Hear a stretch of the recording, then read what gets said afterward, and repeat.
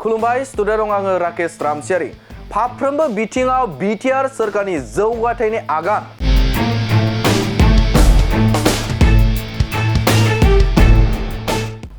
गोदान बिथांखि लानानै दिनै बिटिआर सोरखारा बिटिआरनि रायजो राजाफोरनि जौगाथायनि खामानि मावनायखौ नुनो मोनगासिनो दङ।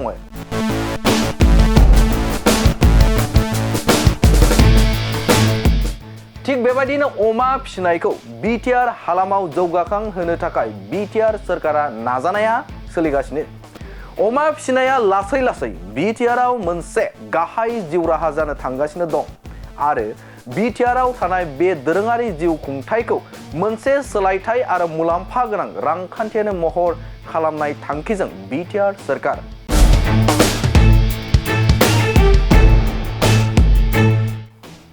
अमा मोसौनि जौगाथायखौ रोखा खालामनो थाखाय बिटिआर सोरखार मैया मोनफ्रोमबो जिल्लानि थाखाय गंबा गोदान अमा अभियान सेवा गारि बेखेवना होयो बिटिआरनि खुंगिरि प्रमद बर' बिथाङा।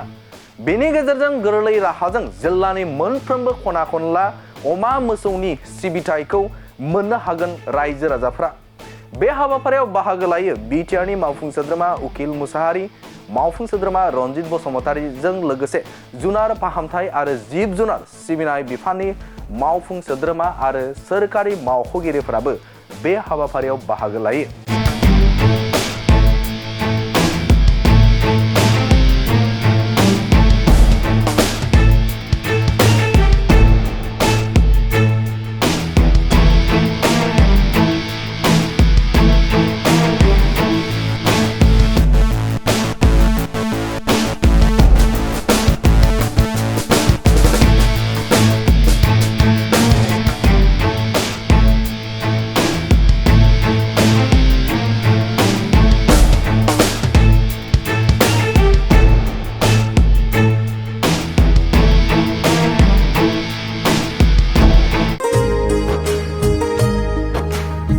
मोनसे गोजोनथाव खौरां।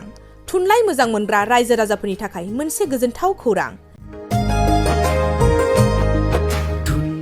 थांनाय बोसोरफोराव खुंफुंबोनाय बायदिनो बिटिआर सरखारनि दैदेननायाव बे 2024 मायथाइयावबो गोजोन आरो खौसेथिखौ सिगाङाव दोननानै थामथि क'क्राझार थुनलाइयारि फोरबो एबा क'क्राझार लिटारेरि फोरबो खुंफुंनो साखाफारा जादों। 2024 मायथाइनि जानुवारि दाननि 27, 28 आरो 29 जानुवारिसिम सानथामनि मेहेरगोनां हाबाफारिजों गोजोननि नोगोर क'क्राझारनि बड'फा कालचारेल कमप्लेक्सआव थामथि क'क्राझार थुनलाइयारि फोरबोखौ खुंफुंनो साखाफारा जादों। बे फोरबोनि गाहाय थांखियानो जादों बर' राव थुनलाइखौ बुहुमाव सिनायथि होनायजों लोगोसे बे फोरबोआव गुबुन हादरनि गुबुन हारिनि थुनलाइ लिरगिरिफोरनि रोंगौथिखौ फोरमायलायनाय। बेनिखायनो गासै रायजो राजाफोरखौ लोगोसे गोसो गुदुं थुनलाइ लिरगिरिफोरखौ बाहागो लाफैनो थाखाय बानजाय आफादा खावलायहरदों। सोरजिलु गोसोखौ रंजाहोनो, हारिनि राव थुनलाइ जौगाहोनो, सोरजिलु गोसोखौ रंजाहोनो, गायसननो